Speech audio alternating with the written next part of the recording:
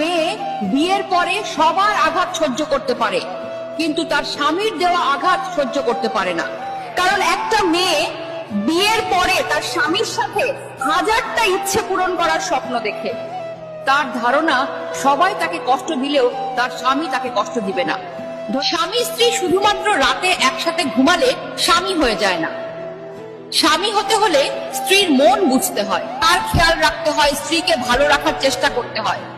এমন অনেক পুরুষ আছে যাদের স্ত্রীর সাথে কোনো মনের মিল নেই, কোনো ভালোবাসার সম্পর্ক নেই, শুধুমাত্র সমাজের জন্য লোক দেখানো একসাথে থাকা।